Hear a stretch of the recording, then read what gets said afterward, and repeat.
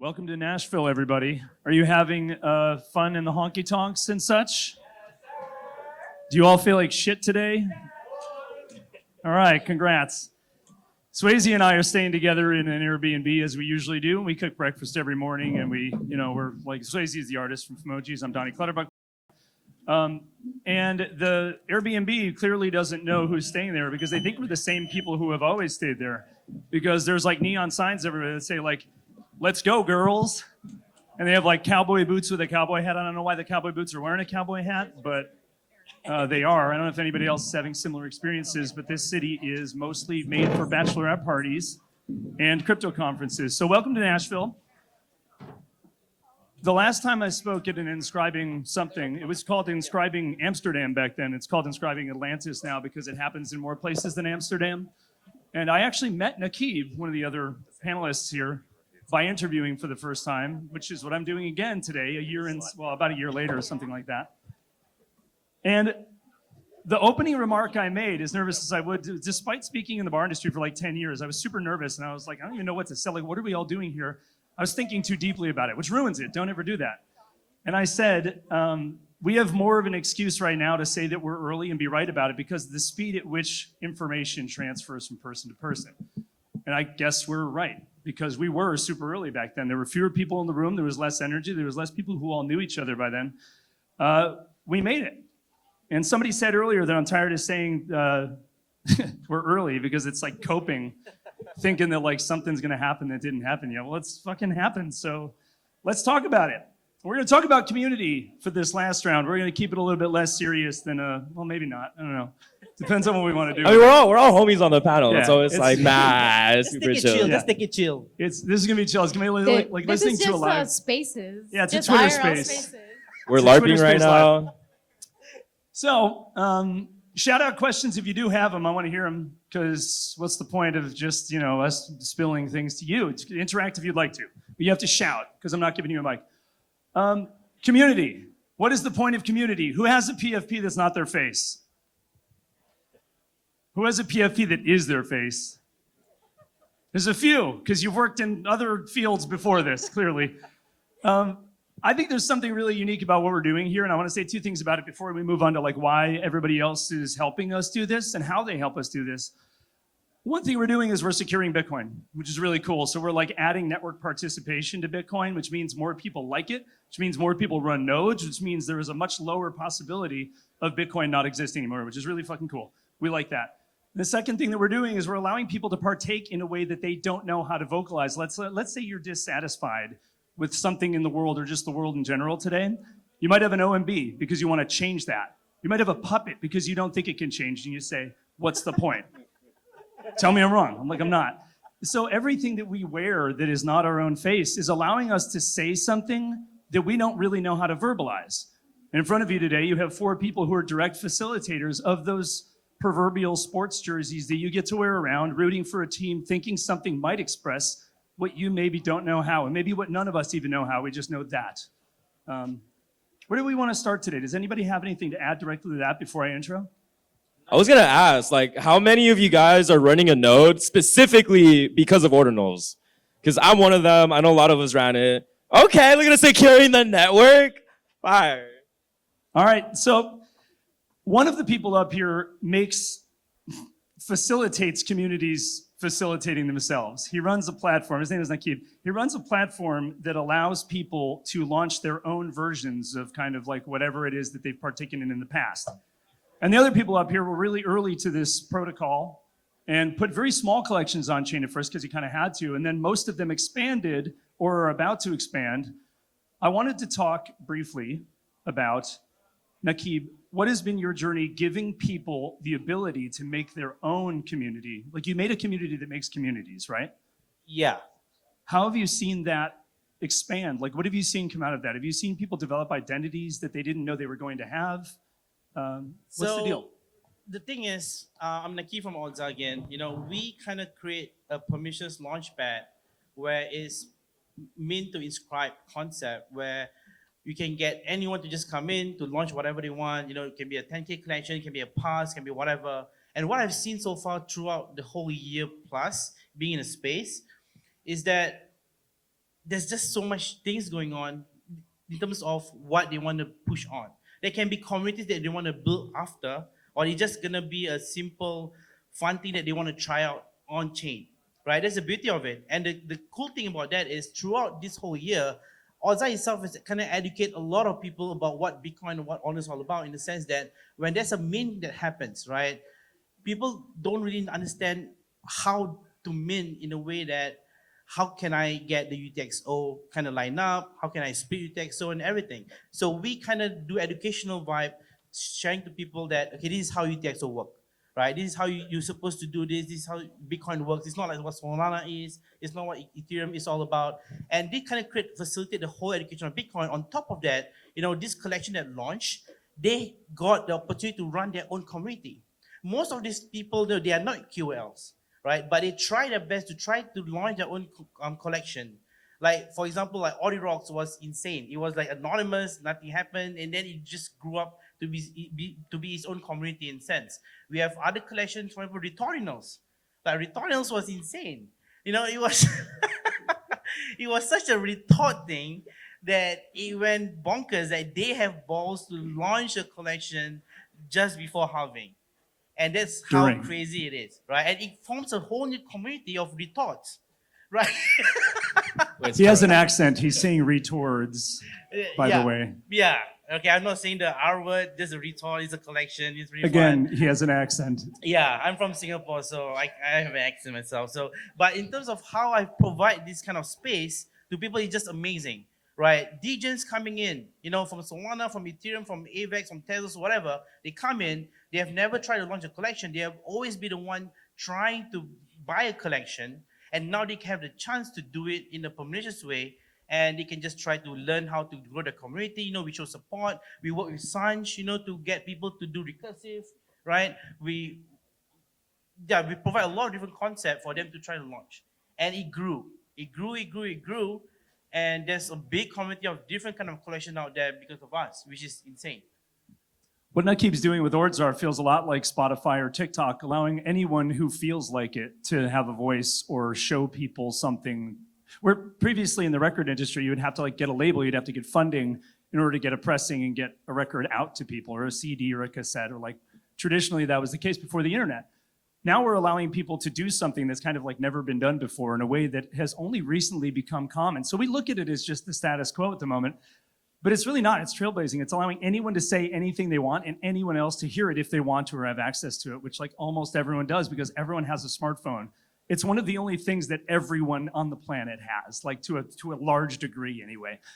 Even fewer people have access to water than have access to smartphones. So literally anybody can do something through your platform to say or hear anything they want to say or hear. Yeah, and if you need support, if you need to learn how to do this, if you want to do recursive and stuff, we have partners that we work with to help, right? If you need recursive, we try to generate Ord or Olify or whatever. If they need to do community, we get them involved with amazing community managers like Ordinals HO, or Daza and stuff like that if the collection is pretty cool.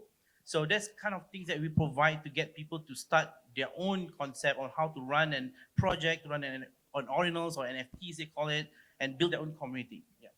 That is one way that smart people can help contribute to freedom of expression for people across pretty much any geographic region. And the other way you can do that is to do the exact opposite and start a very small collection of very big nerds at a reasonably high price in the very early days of a protocol that you don't know if anyone's ever going to care about. And that's what the other three people here on stage did. And they did it in a way that, and they're all up here also, you can see, just in case you didn't know, to your left, there's everyone's names and stuff. And feel free to introduce yourself because I'm really bad at this whenever I call on you. Gotcha. Everybody here, if I'm not mistaken, launched a 100-piece collection, sub some meaningful number. All sub 100K. Sub 100K, yes, specifically. I 70 wasn't sure. Across the board, it's all sub 100K. And for those of you who don't know what that means, it means it's in the bottom 100,000 of inscriptions as the Ordinals protocol was reading them at the time. So everybody started with 100, right? Yeah. And then everybody has moved on or is about to move on to a larger collection. At the time, do you think that, and this goes for anybody who wants to shout it out, but at the time, do you think that 100 was enough because there were fewer people and the technology just no one knew how to do things in a cost-effective manner, right? Nobody really had the time to do anything else. And was there enough people to even sell out at 10K? And I see you coming up with the mic. Sanj, by the way, this is Sanj. If anybody didn't know who that was. Yeah, I think it's like, it almost started as, thank you. First IRL presentation. Yeah, bit of a surprise. But no, I think it started as almost necessity to be 100. No one planned, like Ordinals, Casey just kind of dropped it out of nowhere, and no one planned to be releasing a collection. I think we were lucky, me and Swayze were lucky we had art ready to go, but most collections, I know, Boo, you probably just whipped together 100 boos. Dude, it was kind of like, because there was this rush, like, oh my God, this initial rush for sub 10K was me and Blue wanted to get like at least 100 under sub 10K. So we didn't sleep. We're just rushing art, and we turned it into a scavenger game. And for it, there was enough people, surprisingly. I was like, I don't even know if there's 100 people that know about this, but there was.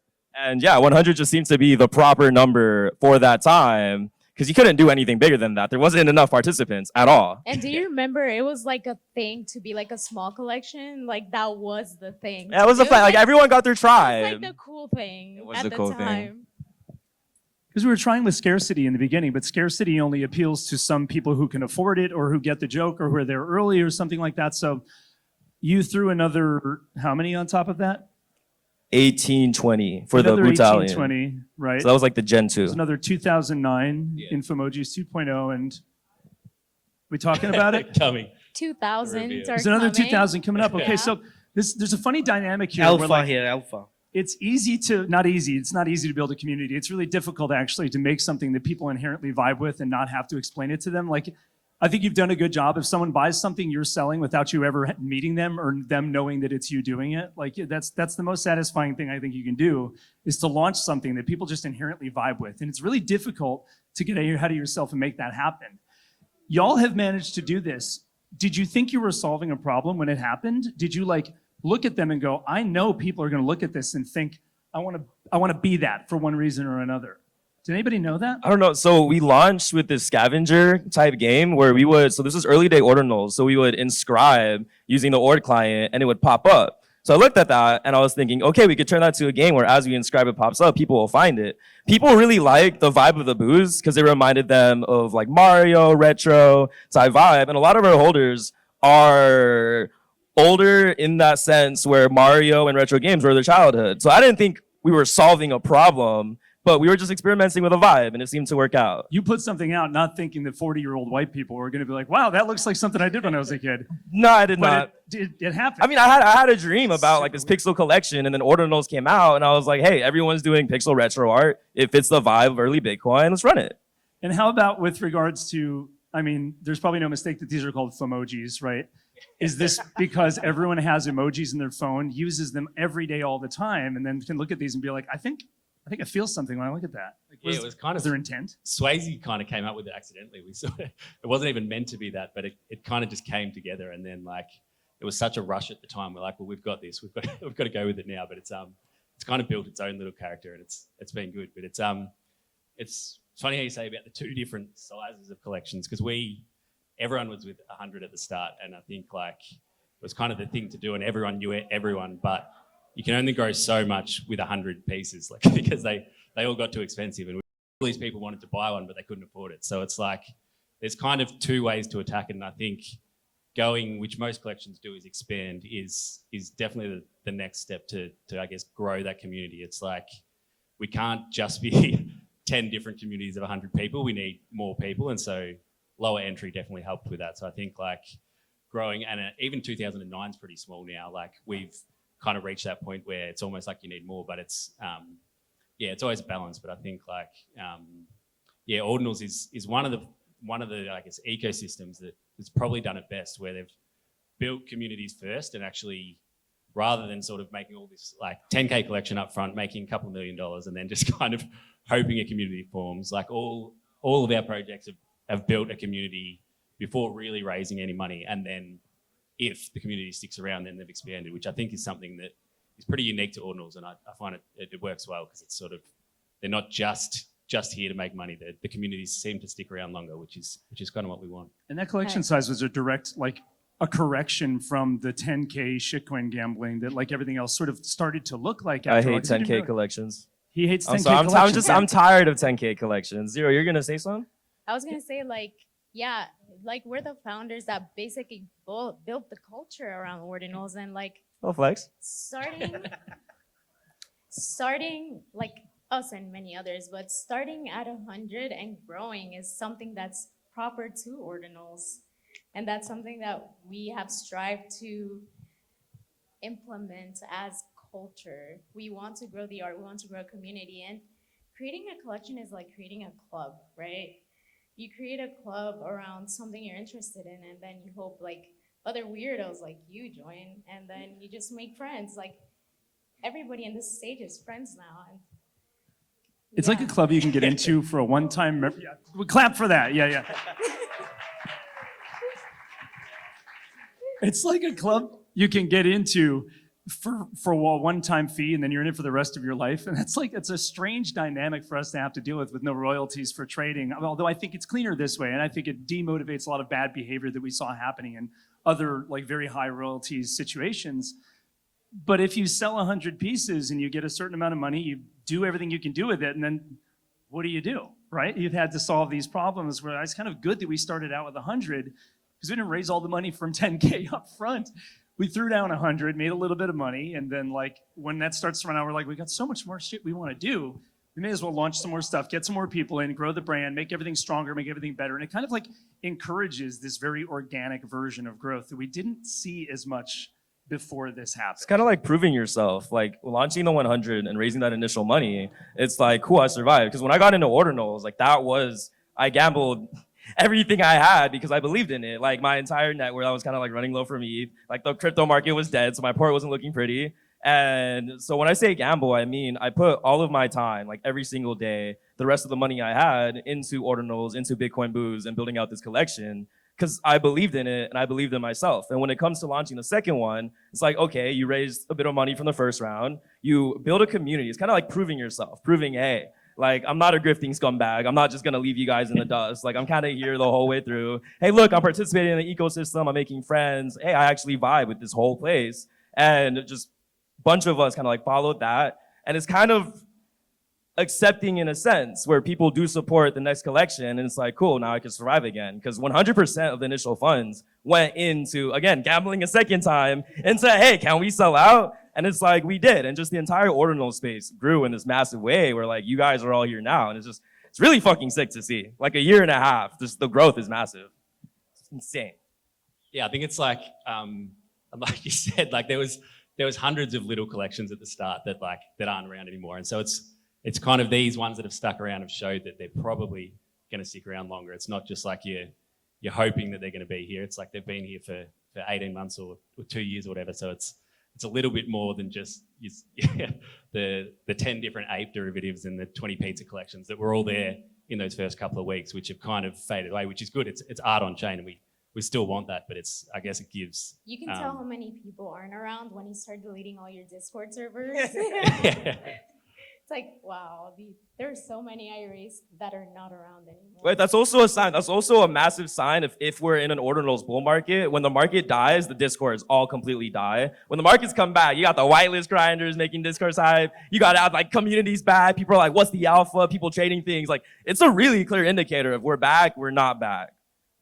And chat's been kind of active lately. I don't know. Joe, I want to ask you, I know we kind of like breezed over this and we talked about everybody else's stuff. But I did have this in the back of my head. This bubblegum anime thing that we don't really see anywhere else ever. Like, what was your motivation for that? Was that just in your head somewhere, or did you see it somewhere as a child? Like, what is this throwing back to, or did you just make it up? I mean, I've always liked anime, but I think I had a really good advantage because I didn't come from the NFT world, so I didn't have like, I hate to say it, but the Azuki copycat like mentality. So it was something that I genuinely liked, that we liked the look of, and that we just enjoyed making. And that's how the anime, I'm just kind of a geek, so.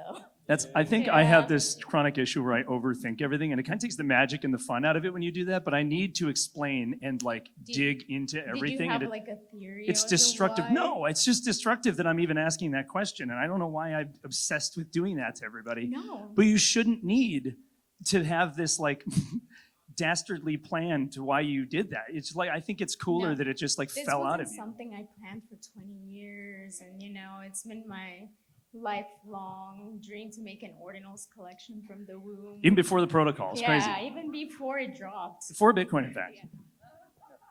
So do you think that, and we actually talked about this is one of the first questions I asked you a year ago in Amsterdam. Why Bitcoin? Why Ordinals? Why didn't you just drop something on Ethereum? Why didn't you, maybe this is a really good closing question because I think we only have a few minutes left, but like, Oh, why man, this was kind of fun. here? I told you this is gonna be the problem. We're not gonna have a problem filling 30 Yeah. minutes. We're gonna have a problem shutting up. So actually it was just luck because I was gonna do it on Ethereum, but The stars. Aaron told me that my natal chart aligns with Bitcoin, so I'm gonna believe in the stars The stars told me.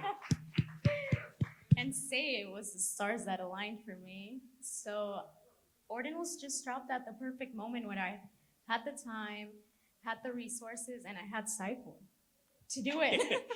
Everyone needs a cipher. Yeah, I'm pretty similar. We kind of fell into it as well. Me and Swayze actually created the art like a year before Ordinals, What are and you then gonna do? NFT, Ethereum's? Yeah. well, I came from ETH. I spent like a couple of years on ETH before, like probably a lot of people here did, and yeah, it's embarrassing, but I did. And yeah, it's sort of we saw these. I saw Bitcoin NFTs. I thought, what is this? You can't do that. Like that's not possible. And then obviously Casey's smarter than every other person and managed to do it. And then so we basically said, well, we've got to get these things on chain. And so we put them on chain like it was 25K inscriptions, and it was pretty early, and we didn't really know what it was. And it wasn't until we kind of started building the community that we realized like how much different the culture was on Bitcoin and how much of a like I guess a change from the regular ETH playbook where everyone was doing the same thing, whereas most of us just fell into it. We weren't planning on doing this big collection. And so I think people came in like for the passion for it first rather than come in to make money. Not many of us made much money on our first mints. It was more just, we wanted to put art on Bitcoin and then like. And I think just finding out how the tech worked was like mind blowing. Like Yeah. this is gonna be on there forever, whereas ETH was not. Well, that's the thing. And it's like, I think most of us, we kind of learned that along the way as well, that how much more powerful it was, like immutable art on Bitcoin, which and we all know now that most of the ETH stuff is just sitting in a server somewhere that's like can go at any time. And so I think like, yeah, it's something that's pretty powerful, and like Donny was saying earlier, anyone can do it. You just need an internet connection and you can put art on Bitcoin, which is pretty powerful. And I think it's something. I get a lot of people asking like, oh, I want to do this, I want to do that. And they've made art on their phone. And I'm like, well, just inscribe it. Like you just press a button and it's there, it's on Bitcoin. No one can take it away. So I think that's something that's like, it's pretty powerful. And I think like, it's still super underrated. I think a lot of people don't quite realize how powerful it can be. And I think that's still like our job to onboard people, because it's like, we just see a JPEG on chain. And I used to think it was ridiculous. I'm like, why would anyone pay money for this picture, which I can save? But when you actually learn about it a bit more and realize that this is on like the longest decentralized blockchain ever and it's not going anywhere, I think that's where it's sort of pretty powerful. So yeah, it's could go on forever, but I'll let the others answer. Naqib. I just Well, think it's okay. Go Naqib. For myself, for Ordzaar itself, why I choose to be on Bitcoin actually wasn't even a decision at all. Like me and my co-founder David, we were in February or January, we were just degenning stuff, buying stuff on spreadsheets and stuff, and then a lot of people, we were trying to aid people into Ordinals. You mean almost 2 years ago, not almost 1 year ago. Oh yeah, 2 years ago. Yeah. Oh. We're just doing stuff on spreadsheet, buying BRC, buying all the stupid stuff, and just having some degen stuff, and we tried to get more people into this whole space, right? And then people was like, okay, I want to launch a collection. How do I do it? And I'm like, you do this. I thought that it's too complicated. They went to Solana, man. So I'm like, there has to be an easy way, like a no-code based concept where people just do all this to put a collection on chain without paying upfront costs like $100,000 back then. And that's why I decided to do Ordzaar, where it's a permissionless launchpad where people can just put in all your images that you want, anything that you want, like your images, be it code or whatever, and then you just launch the collection. It's free for creators anyway, and then you get a community to just mint it. And when they mint it, it's inscribed instantly. It was brilliant. And then it took off like crazy when it comes to the degen, started to understand, okay, now you can degen on Bitcoin. You know, we grew like crazy in terms of how the number of users that we had from like 50 for a couple of months, like hundreds, into like 600,000 that we have right now. We have 600,000 users, and most of them are all at least whole Ordinals at this point of time. So we have 600,000 addresses that own at least one Ordinals. They come to us and they mint, right? And they launch and they do whatever shit that they want. So that's how we decided to kind of bring this whole concept of degens coming to Bitcoin. The reason is this where, I mean, degens are degens, right? You know, we have the site where we have the beautiful art, we have the GB art, we have the Fomojis, the line art, we have the, I love Boo art because I grew up playing Mega Man. I told you. Are you 40? Naqib, are you 40? I'm 36. He's 40, yeah. I'm 40. I grew up playing Mega Man, and Boost in the early days was like, oh shit, this is Mega Man shit. But yeah, and that's when, you know, all these people come and have fun because degens are the wealth. As much as you want to fade, degens are the one that push Ordinals to the next level, right? We need all these people, and that's where they learn. I have degens that come in and just purely want to speculate and just pump and dump, or cheat they call it, and then slowly they love about the technology, and then they say, hey, what do you want to buy? What are you buying next? I'm saying I'm buying fermented mint, like fermented frames by Aaron. So I bought one. He's like, oh, this is amazing. He bought one as well. So slowly, this kind of people try to adopt Ordinals in a way that just not only for degens, but there's so much spectrum to different kind of things they can do. Radical. Boo? The question is why Bitcoin? Why Bitcoin? Why BitcoinBoos? Why not So, EthereumBoos? Was it just Ethereum alliteration boosts that just got you don't here? just don't hit that much. No, we were actually gonna drop on Cardano, but that didn't work out. Cardano, but basically what happened crooks. is, so I've grew up playing video games, and all of these video games throughout like the first like 18 years of my life, it's I trade digital items with other people, and it would trade for real money. Like I could get a CS:GO knife, trade that up in the market, and I could sell it for $500 real. So the concept of, oh, people value these digital items was not foreign to me at all. It made so much sense. So I got into Ethereum, and we know you had the whole Ethereum rant. That's how like I kind of got super familiar with the space. But I would shit talk all of these projects. As a trader, I'm like, oh, I wish they did this instead. Oh, he's so bad. Like, why did he do that? And then 99% of the projects that I minted on like on Ethereum NFTs do not exist no more. Some of them, their pictures don't even exist anymore. So when it came to that gamble that I took when I first talked about it, the market already proved fit that people value digital collectibles on blockchain technology. When I was looking at this, Bitcoin's market cap was 3 times the price of Ethereum. So instant hypothesis in my head that I wanted to see through is there's no way that we get ugly ass monkey pictures running for 500K USD, 100 Ethereum at 4,000 Ethereum price, and that same concept on Bitcoin that's valued way higher than Ethereum doesn't at least 3x that. So that's the vision I'm trying to see through. We're a year and a half in. It seems like Bitcoin really is speed running to be the world's currency. So in my head, if Bitcoin truly does speed run being the world's currency, why wouldn't Bitcoin's on-chain ecosystem be one of the most valuable ecosystems in the planet? And that's my vision, and that's what I run through.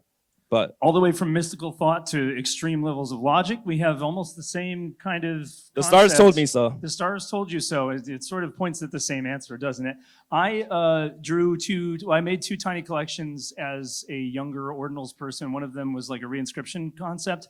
And now there's a drawing of a rat that I drew. I'm not an artist, so it just looks like no rat in every rat. And there's like 85 other rats reinscribed onto it because we were like, what is reinscription? Like, why do we want to do this? What's the deal with it? Like, what are we even going to use it for?